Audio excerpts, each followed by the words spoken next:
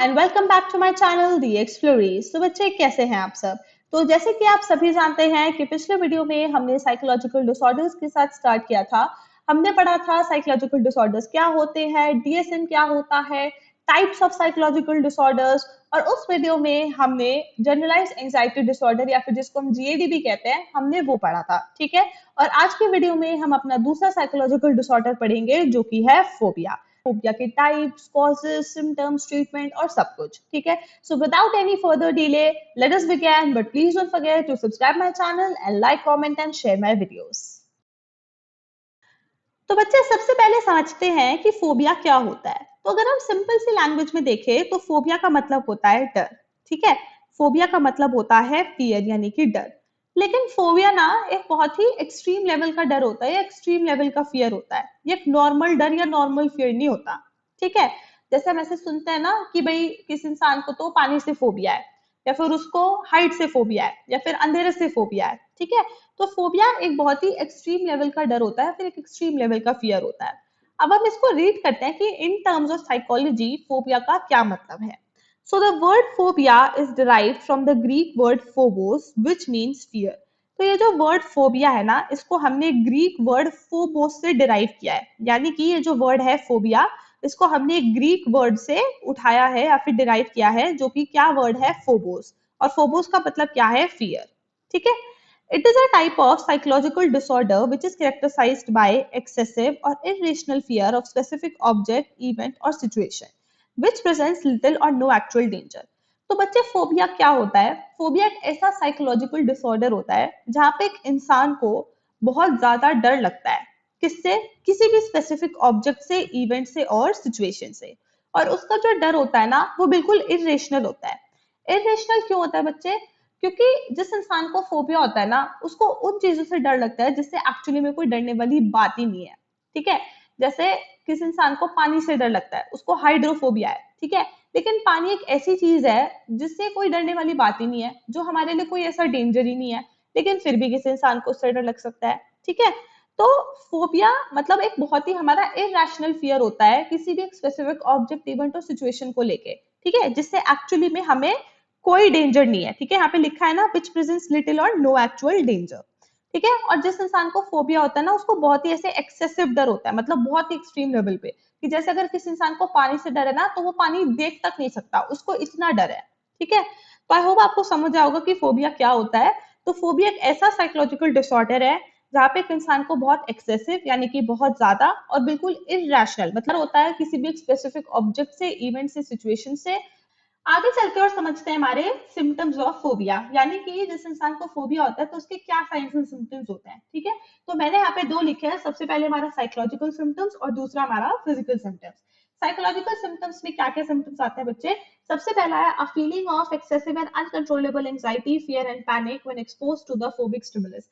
क्या लिखा है कि जिस इंसान को फोबिया होता है, अगर उसका सामना हो जाए उसके फोबिक स्टिमुलस से, फोबिक स्टिमुलस यानी कि जिस चीज से उसको फोबिया है, तो तब उस इंसान को बहुत ज्यादा डर लगता है, वो बहुत ज्यादा घबरा जाता है, उसको बहुत ज्यादा एंजाइटी होती है और वो पैनिक करने लग जाता है। ठीक है। दूसरा क्या है, a feeling that the source of fear और phobic stimulus must be avoided at all cost. यानी कि जब इंसान का सामना होता है उसके फोबिक स्टिमुलस से, फोबिक स्टिमुलस यानी कि जिस चीज से उसको फोबिया है, जिस चीज से उसको डर लगता है, तो तब उस इंसान को ऐसी फीलिंग होती है कि ये जो मतलब कि फोबिक स्टिमुलस है या फिर जो ये सोर्स ऑफ फियर है, ये मेरे नजरों के सामने से चला जाए। ठीक है। मतलब कि वो उस चीज को देख भी नहीं सकता। जैसे मैंने वही एग्जांपल लिया था कि अगर किसी इंसान को पानी से फोबिया होता है या हाइड्रोफोबिया होता है, तो उसको पानी का इतना डर होता है कि वो पानी को देख तक नहीं सकता। तो यहाँ पे सेम चीज है। थर्ड क्या है, not being able to function properly when exposed to the phobic stimulus. कि जब इंसान का सामना होता है उसके फोबिक स्टिमुलस से, तो तब वो इंसान ढंग से फंक्शन ही नहीं कर पाता, मतलब वो पागल सा हो जाता है, बहुत ज्यादा पैनिक करने लग जाता है, बहुत घबरा जाता है, बहुत डर लगता है उसको, बहुत ज्यादा एंजाइटी होती है। ठीक है। तो ये चीज है, तो ये साइकोलॉजिकल सिम्टम्स है। दूसरे आते हैं हमारे फिजिकल सिम्टम्स। ठीक है। फिजिकल सिम्टम्स यानी कि जब एक इंसान का एक्सपोजर होता है, यानी कि सामना होता है उसके फोबिक स्टिमुलस से, तो फिजिकली उसके साथ क्या क्या होता है, मतलब फिजिकली क्या चेंजेस आते हैं या फिजिकली क्या साइंस होते हैं। ठीक है। तो सबसे पहला है स्वेटिंग। ठीक है, कि भाई पसीने ही छूट जाते हैं। ठीक है। दूसरा है एबनॉर्मल ब्रीदिंग, कि मतलब उसकी जो सांसें होती है वो ऊपर नीचे हो जाती है, या तो सांस बहुत मतलब उसको खींच खींच के आ रहा है। ठीक है। तो एबनॉर्मल ब्रीदिंग होती है। फिर एक्सेलरेटेड हार्ट बीट, मतलब दिल बहुत जोर से धक धक धक धक करता है। फिर है है ट्रेमलिंग और शेकिंग, कि मतलब वो शिवर करने लग जाता है और थोड़ा कांपने लग जाता है, ठीक है। फिफ्थ है ड्राई माउथ, कि मतलब उसका गला सूख जाता है। और सिक्स्थ है डिजीनेस, कि मतलब उसको चक्कर से आने लगते हैं और मतलब वो फेंट होने लग जाता है धीरे धीरे, ठीक है। तो ये फिजिकल सिम्टम्स है। तो ये हमारे साइंस एंड सिम्टम्स हैं कि जब एक इंसान का एक्सपोजर होता है, यानी कि सामना होता है उसके डर से, उसके फोबिक स्टिमुलस से, तो उसको क्या क्या साइंस एंड सिम्टम्स आता है। तो हमने पढ़े साइकोलॉजिकल सिम्टम्स और हमारे फिजिकल सिम्टम्स, ठीक है। तो बच्चे आगे चलते हैं और समझते हैं हमारे कॉजेज ऑफ फोबियाज, यानी कि वो कौन से रीजंस हैं या कौन से फैक्टर्स हैं, ठीक है, जिस वजह से फोबिया हो सकता है। तो हम चार कॉजेज या चार फैक्टर्स पढ़ेंगे, जो कि हमारे बायोलॉजिकल फैक्टर्स, बिहेवियरल फैक्टर्स और cognitive factors and temperamental factors, ठीक है। तो सबसे पहले पढ़ते हैं हमारे बायोलॉजिकल फैक्टर्स। तो बायोलॉजिकल फैक्टर्स के अंदर आते हैं हमारे जेनेटिक फैक्टर्स, कि मतलब कैसे हमारे जो जीन्स हैं वो रिस्पॉन्सिबल हो सकते हैं for the development of phobias. तो क्या लिखा है, several studies and research suggest that there can be a genetic contribution to the development of phobias। यानी कि बहुत सारी स्टडीज और रिसर्च के मुताबिक ये कहा जाता है कि जो फोबियाज है उसके पीछे ना जेनेटिक कंट्रीब्यूशन हो सकता है। यानी कि अगर किसी इंसान को फोबिया है तो हो सकता है वो इसलिए है उसकी हेरिडिटरी के कारण, यानी कि उसके जीन्स के कारण, कि उसकी फैमिली में किसी को था, उसकी मम्मी को था, उसके पापा को था, या फिर उसके दादा को या दादी को, मतलब किसी को भी, ठीक है। तो पहला रीजन जो है, जो पहला बायोलॉजिकल कॉज है हमारा, वो है जेनेटिक फैक्टर्स, ठीक है, जो ये कहता है कि हमारे जीन्स भी रिस्पॉन्सिबल हो सकते हैं फोबियाज के लिए। जो हमारा नेक्स्ट कॉज या नेक्स्ट फैक्टर है वो है बिहेवियरल फैक्टर्स।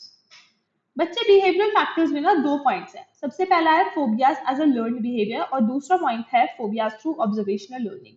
तो सबसे पहले हम समझते हैं phobias as a learned behaviour. बच्चे इस पॉइंट का मतलब ये है कि हम फोबियाज को ना लर्निंग के थ्रू भी डेवलप करते हैं, ठीक है।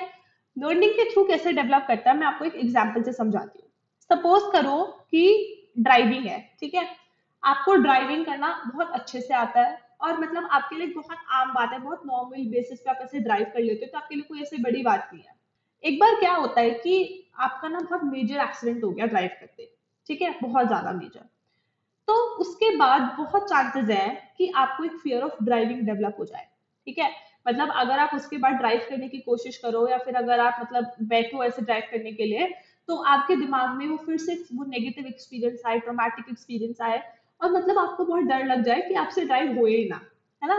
तो यही चीज बता रखी है कि जब भी कोई ऐसा सर्टेन स्पेसिफिक ऑब्जेक्ट होता है, इवेंट होता है, सिचुएशन होता है, उसके साथ अगर हमारा कोई एक ट्रोमैटिक या नेगेटिव एक्सपीरियंस हो जाता है, तो हमारे माइंड में ना एक लर्निंग हो जाती है, ठीक है। हम उस चीज को एक तरह से लर्न कर लेते हैं कि अगर मैंने ड्राइविंग करी तो क्या पता मेरा फिर से एक्सीडेंट हो जाए, मतलब आपके दिमाग में एक बात बैठ जाएगी, एक लर्निंग हो जाएगी, ठीक है। और उसके बाद से आपको एक फियर ऑफ ड्राइविंग डेवलप हो जाएगा या फिर एक फोबिया डेवलप हो जाएगा ड्राइव करने का, ठीक है। तो ये बात है। हम इसको रीड करते हैं। Phobia can also be developed through learning. When the individual associates a certain specific object, event, or situation with a negative or unfavorable experience, then it is more likely that the individual may develop the phobia for that certain specific stimulus.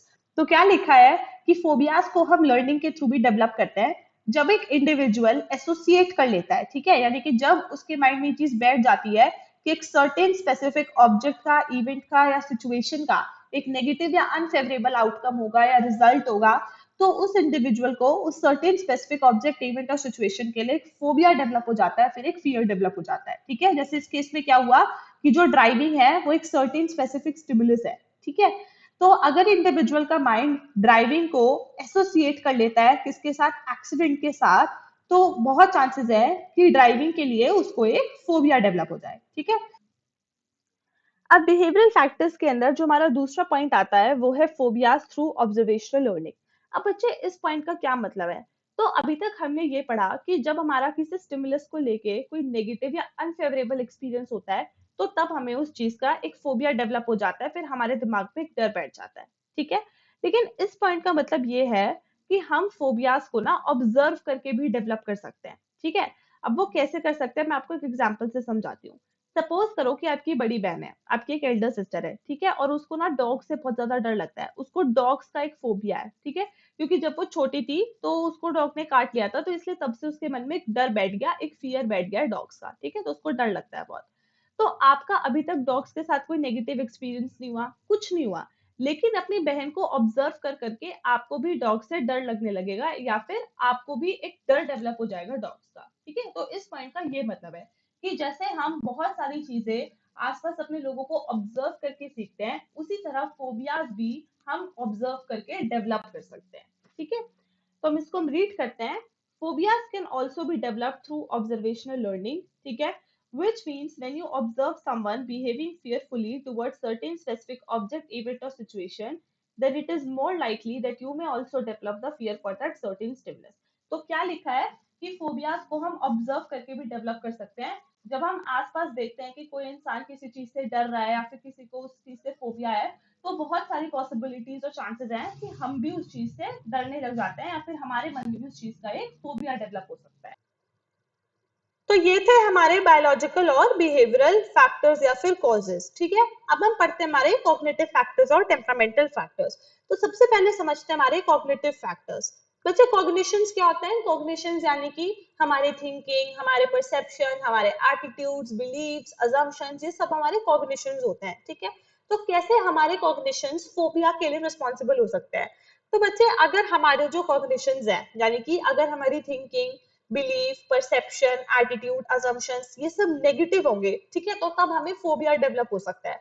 जैसे for example suppose करो कि आपका ना एक ऐसा perception है या आप ऐसा मानते हो या आपका ऐसा बिलीफ है कि अगर आप स्टेज पे जाओगे कुछ भी परफॉर्म करने या फिर अगर आप लोगों से मिलोगे, उनसे बात करोगे, तो लोग आपकी मजाक बनाएंगे या फिर आपको जज करेंगे या फिर आपको नेगेटिवली इवैल्यूएट करेंगे। ठीक है, आपका ऐसा एक परसेप्शन है, आपका ऐसा एक बिलीफ है, एक एटीट्यूड है, एक assumption है। ठीक है, इस वजह से मतलब आपके इन कॉग्निशंस की वजह से बहुत चांसेस हैं कि आपको एक सोशल फोबिया डेवलप हो जाए। ठीक है, तो क्या लिखा है कि cognitions such as negative beliefs and assumptions like judgment, negative evaluation by others or fear of behaving in an embarrassing manner leads to the development of social phobia।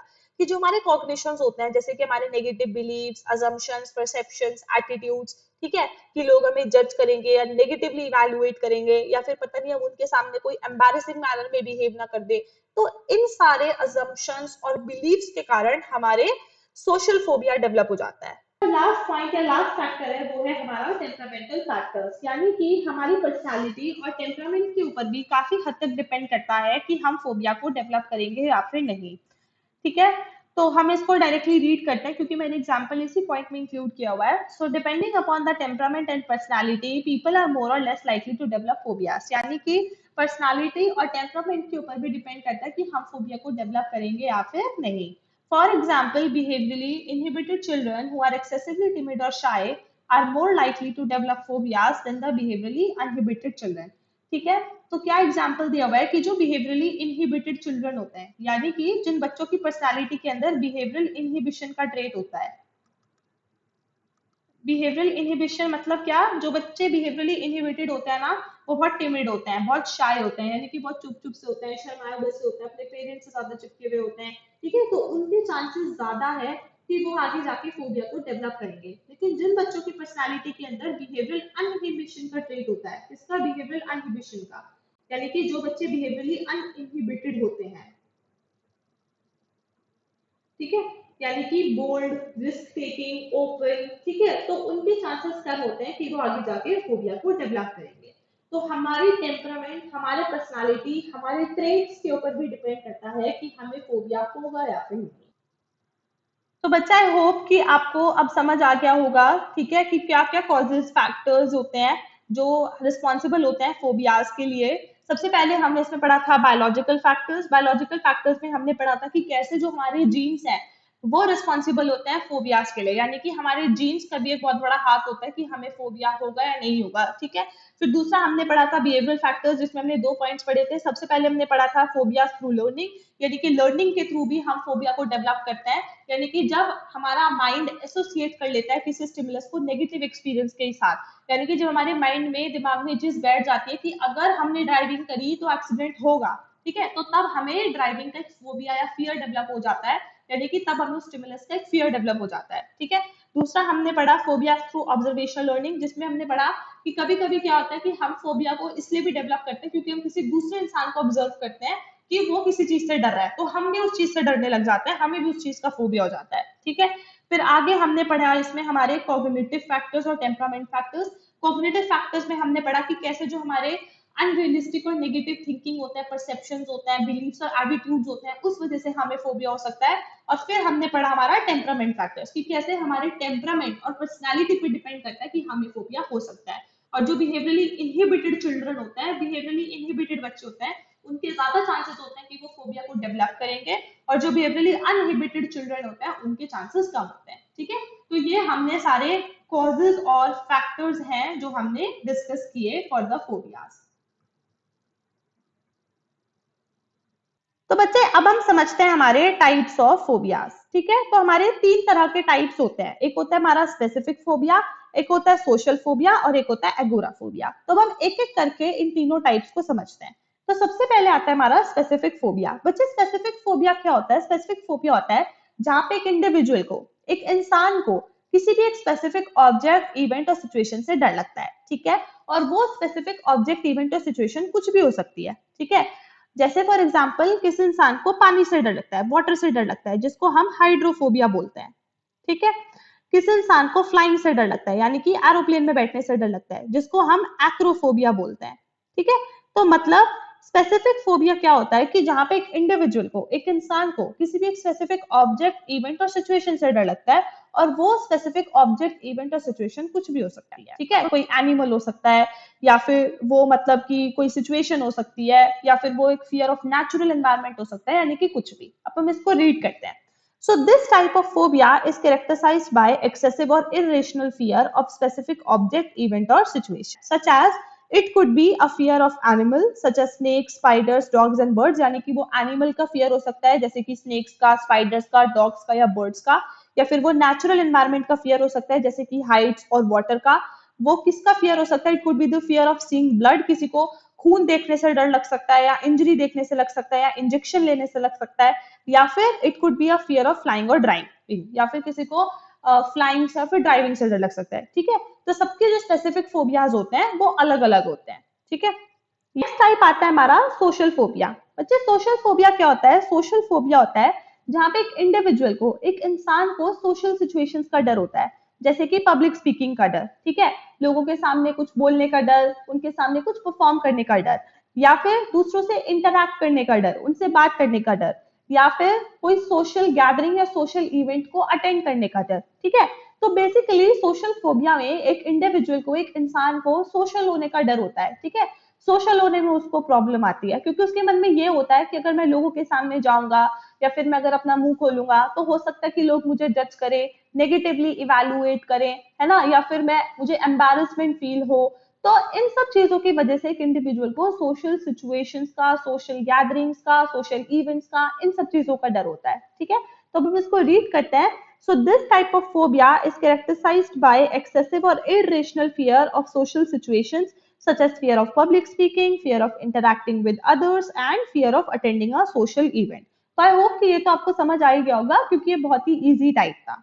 फिर जो हमारा लास्ट टाइप ऑफ फोबिया है वो है agoraphobia. बच्चे agoraphobia क्या होता है? एगोराफोबिया एक ऐसे टाइप का फोबिया होता है जहाँ पे एक इंडिविजुअल को, एक इंसान को ऐसी सिचुएशंस या फिर ऐसी जगह जाने से डर लगता है जहाँ पे उसको ट्रैप्ड फील हो, या फिर जहाँ पे उसको फील हो कि वो बंद हो गया है और उसका वहां से निकलना मुश्किल है। ठीक है, जैसे कि उसको मूवी थिएटर्स में जाने से डर लगता है, या फिर उसको एलिवेटर्स में जाने से डर लगता है, या फिर उसको अकेले एक बंद कमरे में बैठने से डर लगता है। ठीक है, क्योंकि उन सिचुएशंस में और उन जगहों पे उसको ऐसा लगता है कि वो वहां से बाहर नहीं निकल पाएगा, वो ट्रैप्ड हो चुका है, वो बंद हो चुका है। ठीक है, तो उसको हम एगोराफोबिया बोलते हैं। So this type of phobia is characterized by excessive or irrational fear of situations that might make person feel trapped or difficult to escape. ठीक है, तो एगोराफोबिया में एक इंडिविजुअल को ऐसी सिचुएशन से, ऐसी जगहों का डर होता है जहाँ पे उसको ट्रैप्ड फील हो, बंद फील हो, या फिर उसको ऐसा लगे कि वो वहां से बाहर नहीं निकल सकता।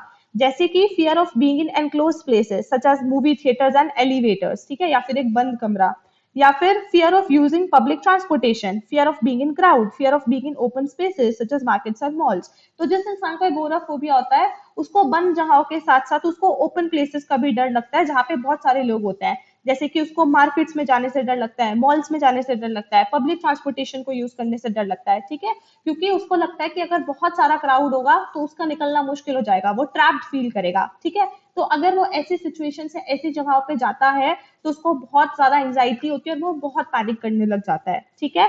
And here the person is also feared of going outside the home alone, और इसीलिए उसको अकेले घर से बाहर जाने में भी डर लगता है, ठीक है।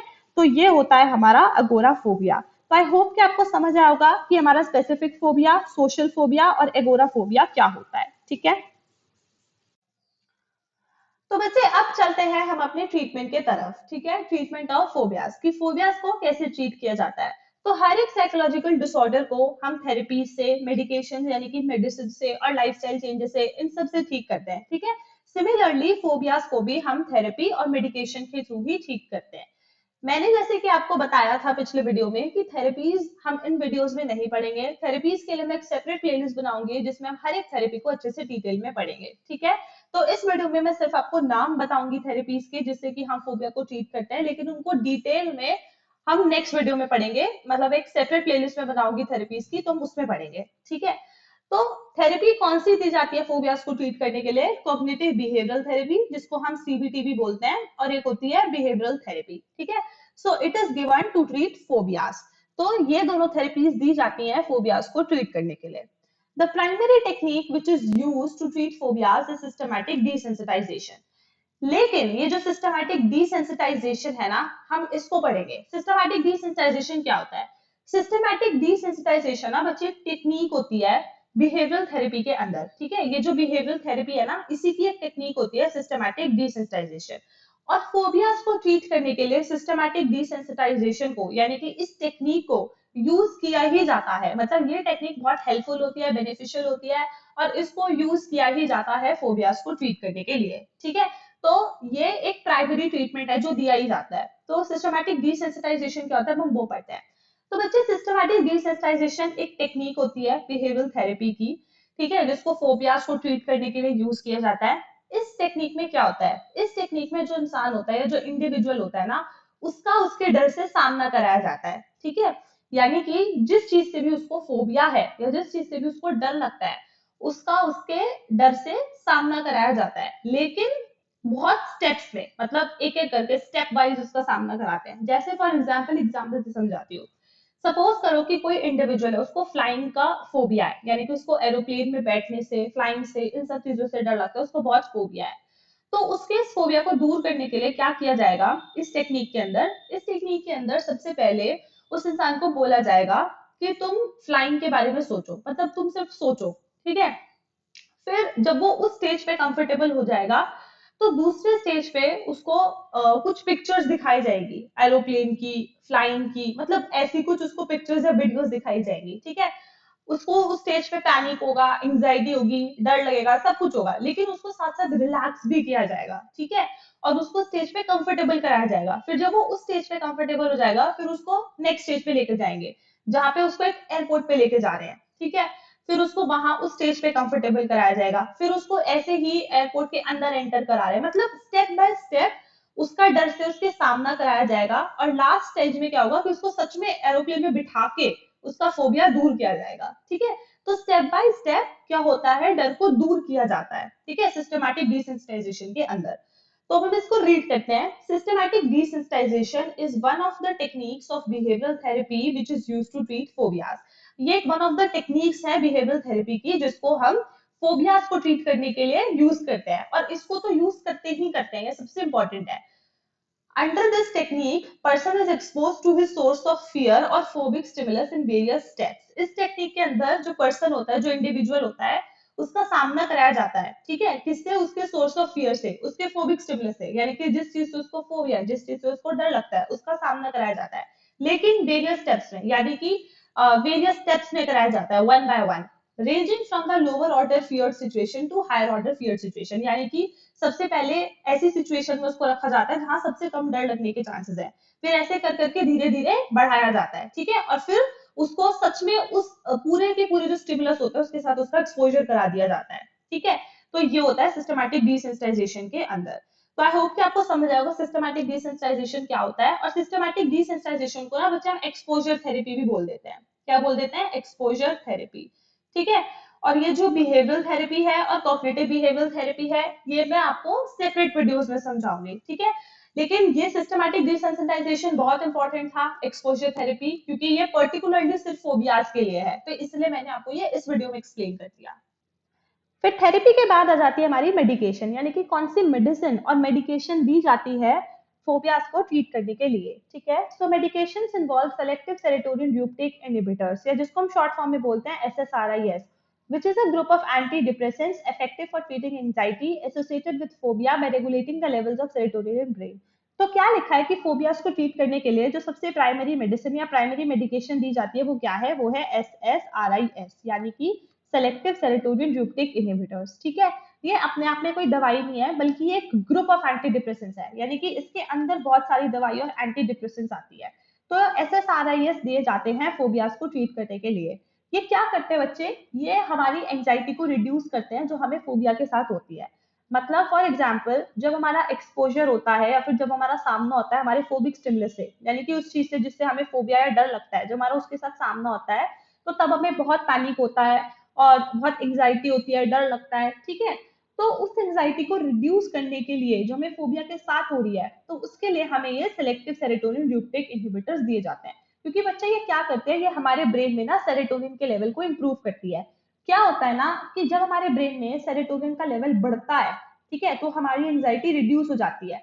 लेकिन जब हमारे ब्रेन में सेरोटोनिन का लेवल कम होता है तो हमारी एंग्जाइटी बढ़ जाती है। ठीक है, तो ये जो सेलेक्टिव सेरोटोनिन रीuptake इनहिबिटर्स होते हैं, ये हमारे ब्रेन में सेरोटोनिन के लेवल को इम्प्रूव कर देते हैं, जिससे कि जो फोबिया के साथ हमारी एंग्जाइटी हो रही है वो रिड्यूस हो जाए। ठीक है, तो ये काम होता है इनका SSRIs, यानी कि सेलेक्टिव सेरोटोनिन रीuptake इनहिबिटर्स का। ठीक है, तो ये मेडिकेशन हो। तो ये था हमारा फोबिया। आई होप आपको चीजें समझ आई होगी, फोबिया क्या होता है, उसके टाइप, सिम्टम्स, कॉजेस, ट्रीटमेंट। लेकिन फिर भी अगर आपको कोई डाउट रह जाता है तो आप मेरे से फ्रीली बिना हेजिटेशन के पूछ सकते हैं, या तो कमेंट सेक्शन में, या मेरे को टेलीग्राम पे ज्वाइन कर सकते हैं, आप ये कर सकते हैं, जैसे भी आपको कंफर्टेबल है। तो नेक्स्ट वीडियो में हम नेक्स्ट डिसऑर्डर के साथ स्टार्ट करेंगे। ठीक है, और अगर आपको मेरे वीडियोस पसंद आ रहे हैं तो आप उनको प्लीज और शेयर कीजिए, लाइक कीजिए, कमेंट कीजिए, मेरे चैनल को सब्सक्राइब कीजिए, और मेरी पुरानी साइकोलॉजी के वीडियोस भी जाके जरूर देखिए, आपको बहुत हेल्प मिलेगी।